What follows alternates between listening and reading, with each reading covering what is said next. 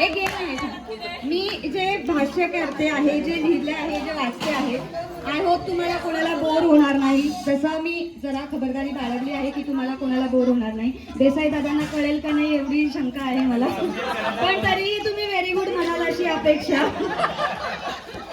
आपण नंतर कदम दादा त्यांना अनुवाद करून सांगतील, मराठी अभिजात मराठीमध्ये त्यांना अनुवाद करून सांगतील अशी अपेक्षा. तर जसं मी म्हणाले की आपल्या आवाज बंद प्लीज, माझा आवाज आला पाहिजे. मी बरंच जरा लिहिलेलं आहे त्याच्यावरती जरा. सो मानवाच्या आयुष्यामध्ये जसजसं त्या वयानुसार मानवाचा जो चंद्राकडे बघण्याचा जो दृष्टिकोन असतो तो कशा पद्धतीने बदलला जातो आणि कशा पद्धतीने मानवाच्या आयुष्यामध्ये महत्त्व आहे चंद्राचं, ते थोडक्यात मी या ठिकाणी लिहिलेलं आहे, ते तुमच्यासमोर वाचून दाखवते. जेव्हा लहान मूल असतं, तानं बाळ असतं, तेव्हा बाळाला आई चंद्राची उपमा देते की माझं बाळ हे चंद्रासारखं दिसतं, छान दिसतं, गोडगोजिरं दिसतं. तेव्हा आईला त्या चंद्रामध्ये आणि बाळामध्ये चंद्र दिसतो, चंद्रामध्ये बाळ दिसतं. तर तसं असतं, आपल्या तान्या बाळाला झोपवण्यासाठी थोपटता त्याची आई आपल्या जवळजवळ महाराष्ट्रामधली सगळ्याच मराठी आयांनी, भले आज कितीही आपण वेगवेगळ्या प्रकारची गाणी म्हणत असले तरीही ही एक अंगाई राहिल्याशिवाय आई बाळाला झोपवत नाहीत. निमोणीच्या झाडामागे चंद्र झोपला ग बाई, आज माझ्या पाडसाला झोप का ग येत नाही. निमोणीच्या झाडामागे चंद्र झोपला ग बाई. आज नेमका आवाज पुन्हा वेगळा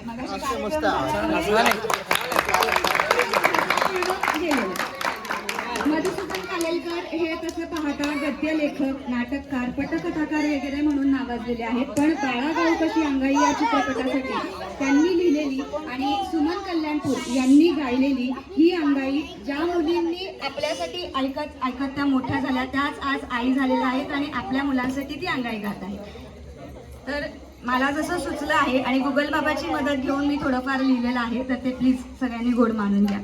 बाळ जेव्हा मोठं होतं, थोडंसं कोबडे बोल बोलू लागतं, तेव्हा बाळाला ते बडबड गीतं शिकवले आई त्याची. आणि मग चांदोबा भागलास का, लिंबोणीच्या झाडामागे लपलास का, लिंबोणीचे झाड करवंदी, नागाचा वाडा चिरबंदी. हे गाणं शिकवत सगळ्याच आया आपल्या मुलांना चांदोमामा आहे याची ओळख करून देतात. म्हणजे आधी तो आपला मामा असतो, नंतर तो आपल्या बाळांचा मामा होतो. आणि मला नाही वाटत की भारतातीलच काय, पूर्ण जगातील मराठी मुलांना चांदोबा भागलास का हे गाणं माहीत नाही अशी मराठी मुलं नसतील, आणि त्यांनी हे गाणं एकदा तरी गायलं नाही अशी मराठी मुलं जगात नसतील. तर हे गाणं त्याचप्रमाणे गदिमांनी लिहिलेलं आहे आणि गदिमांचंच अजरामर झालेलं म्हणजे गीतरामायण. या गीतरामायणामध्ये श्रीरामाची आई म्हणजेच कौसल्या माता आपल्या तानुल्या रामचंद्राचं किती कौतुक करते यावर त्यांनी एक पूर्ण गीत लिहिलेलं आहे. सावळा ग रामचंद्र माझ्या मांडीवरी नाहतो, अष्टगंधाचा सुवास निळ्या कमळाला येतो. या गीतामध्ये चंद्राचा 2 वेळा उल्लेख येतो. कौशल्या माता म्हणते, सावळा ग रामचंद्र रत्न मंचकी झोपतो, त्याला पाहता लाजून चंद्र आभाळी लोपतो. निजलेल्या रामचंद्राला पाहून आभाळातला चंद्र लाजून ढगाळ लपून बसतो. पण रामचंद्राला पाहायला जेव्हा चंद्र ढगाबाहेर येतो तेव्हा तो रामचंद्राच्या नजरेस पडतात. त्याला तो इतका आवडतो की तो आपल्याला हातात हवा असा म्हणून राम त्याच्यासाठी हट्ट धरतो. याबद्दल कौसल्या माता सांगते, सावळा ग रामचंद्र नभीचा मागतो, सावळा ग रामचंद्र चंद्र नभीचा मागतो, रात जागवितो बाई सारा प्रासाद जागतो. अगदी देवालाही भुरळ घालणारा असा हा सगळ्यांचा लाडका चंद्र. त्यानंतर एखादी चिमुरडी पोर जेव्हा तिला थोडंफार कळू लागतं आणि मग लग्न म्हणजे काय असतं तर हे जेव्हा तिला कळू लागतं तेव्हा ती आपल्या दादाकडे गोरी गोरी पान फुलासारखी छान वहिनी आणण्यासाठी हट्ट करते. तेव्हा ती त्या वहिनीला आणण्यासाठी चांदोबाची गाडी असावी असा हट्ट धरते. वहिनीला आणायला चांदोबाची गाडी, वहिनीला आणायला चांदोबाची गाडी, चांदोबाच्या गाडीला हरणाची जोडी, हरणाची जोडी तुझी गुलाबाचे रान, दादा मला एक वहिनी आण, गोरी गोरी पान फुलासारखी छान, गोरी गोरी पान फुलासारखी छान, दादा मला एक वहिनी आण, दादा मला एक बहिणीला, असा हा वहिनीचा आणि तिच्या नंदेचा खाट. जेव्हा कुण्या स्त्रीच्या सौंदर्याचं वर्णन करायचं असतं तेव्हा तिला पौर्णिमेचा चंद्र अशी उपमा दिली जाते. मात्र आपल्या सगळ्यांनाच जास्त भावते ती म्हणजे चंद्राची कोर. जशी चंद्राची कोर ही तृतीयेला आणि चतुर्थीला अतिशय सुंदर दिसते, तशीच वयात आलेली मुलगी किंवा जी ऐन तारुण्यात पदार्पण करणारी मुलगी देखील त्या चंद्रकोरीप्रमाणे सुंदर दिसते आणि मोहक दिसते. म्हणूनच गदिमा लिहितात, कशी झोकात चालली कोळ्याची पोर, जशी चौथीच्या चंद्राची कोर, जशी चौथीच्या चंद्राची कोर. गदिमांची लेखणी वसंत देसाई यांचं संगीत आणि आशाबाईंचा आवाज आणि ज्यांच्यावर हे गाणं चित्रित झालेलं आहे त्या स्वर्गीय सीमादेव या देखील त्या चौथीच्या चंद्राच्या कोरीसारख्याच अतिशय सुंदर दिसलेल्या आहेत. चंद्र आणि प्रेमाचं अतूट नातं युगायुगांपासून चालत आलेलं आहे. महाकवी कालिदासांपासून ते आजच्या नवकवींपर्यंत ज्यांनी ज्यांनी प्रेम या विषयावरती साहित्यकृती केलेल्या आहेत त्यामध्ये कुठे ना कुठेतरी आपल्याला चंद्र डोकावताना दिसतच आहे. चांदण्या रात्रीच्या धुंद करणाऱ्या वातावरणामध्ये मराठी कवितेमध्ये विविध तऱ्हेने त्यांनी वर्णन केलेलं आहे. कुणी आपल्या प्रेयसीला चंद्र म्हणतो, कुणी चंद्राची सोबत मागतो, कुणी चंद्राची शपथ देतो, तर कुणी चंद्राला साक्षी ठेवून प्रेमाच्या आणाभाका घेतो.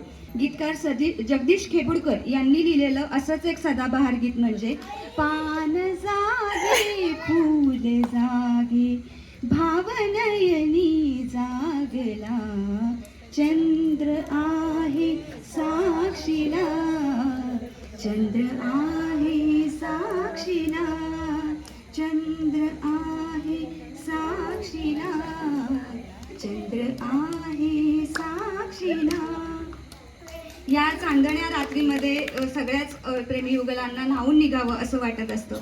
पूर्वी जवळजवळ 50 वर्षापूर्वीचा काळ जर आपण पाहिला तर एका गाण्याने अगदी धमाल उडवून दिली होती रेडिओवरती. आत्तापर्यंत असंख्य वेळा ते गाणं आपण ऐकलंय, असंख्य वेळा ते गाणं गायलेलं आहे, पण तरीही त्याची गोडी ही अजूनही तशीच आहे, तशीच अवीट आहे.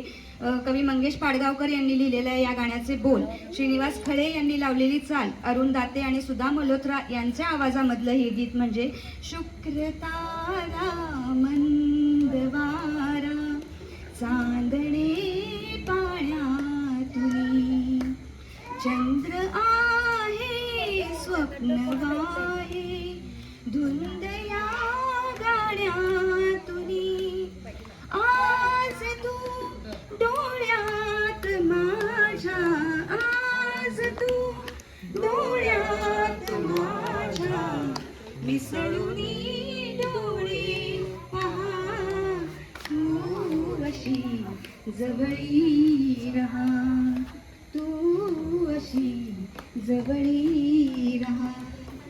या चंदेरी रात्रीमध्ये एकमेकांना जवळ असणं एवढंच या प्रेमी युगलांना हवं असतं. आणि तसंच ही जी फेज आहे ती आपण सगळ्यांनी अनुभवलेली आहे, काही जण अनुभवणार आहेत.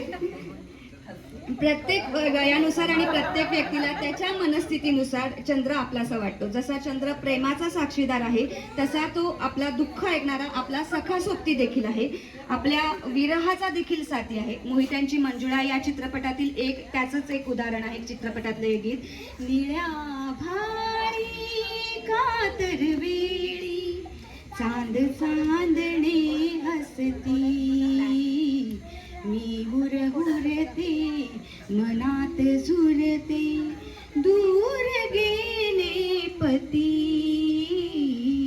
निळ्या भाळी कातर वेळी. विरहगीत आणि चंद्र याविषयी जेव्हा बोलले जाते तेव्हा कवयित्री शांता शेळके यांनी लिहिलेले आणि बाबूजी म्हणजेच सुधीर फडके यांनी स्वरबद्ध केलेले आणि संगीत दिलेले हे गीत विसरून कसं चालेल. तोच चंद्रमान भात तीच चैत्र यामिनी, एकांती मज समीप तीच तूही कामिनी, तीच तूही कामिनी, तोच चंद्रमान भात. आवाज अजिबात लागत नाहीये.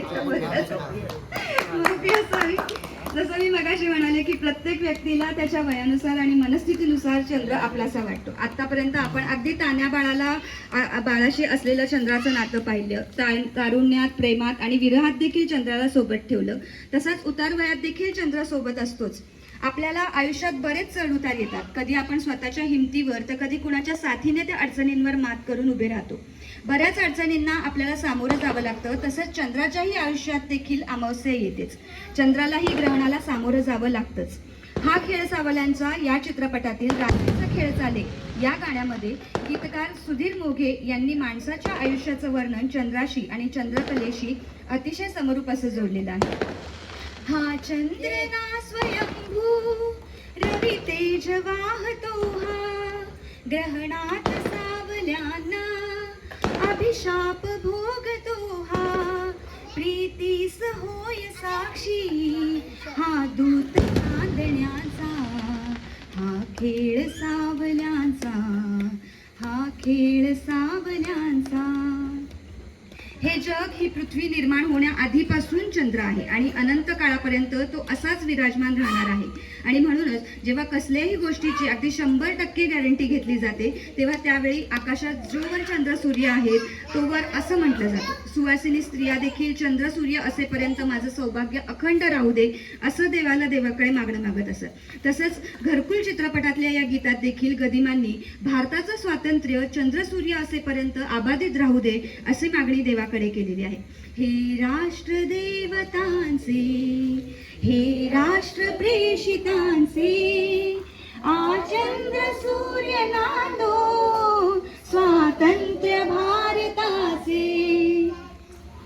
जसा सगळ्या कवींना चंद्र आपलासा वाटतो तसाच तो संतांनाही आपलासा वाटलेला आहे. अनेक अभंगात, भक्तिगीतात आपल्याला तो दिसलेला आहे. सूर्य हा सर्वात जास्त प्रकाशमान आहेच, पण चंद्र हा त्याच्या खालोखाल तेजस्वी आहे. अंधकाराला दूर करणारे असे हे दोन्हीही प्रकाशाचे जोर. सद्गुरूंच्या कृपेने मन उजळून निघते. ज्ञानाचा हा प्रकाश इतका प्रखर असतो की तो चंद्र सूर्याला सुद्धा लाजवतो. ओंकार स्वरूप समर्थ सद्गुरूंना नमन करताना संत एकनाथ महाराज म्हणतात, गुरुराव स्वामी असे स्वयं प्रकाश, त्यापुढे उदास चंद्र रवी, त्यावेळी पुढे उदास चंद्र रवी. रवी शशी अग्नी नेणतीच्या रूपानवी, शशी अग्नी नेणतीच्या रूपा, स्वप्रकाश रूपा नेणे वेद, स्वप्रकाश रूपा नेणे वेद. तुझ नमो, तुझ नमो, तुझ नमो. तर दुसरीकडे विठ्ठलाच्या भेटीची ओढ लागलेले संत गोरा कुंभार हे विठ्ठलाला आळवणी करतात. कैवल्याच्या चांदण्याला भुकेला चकोर, कैवल्याच्या चांदण्याला भुकेला चकोर.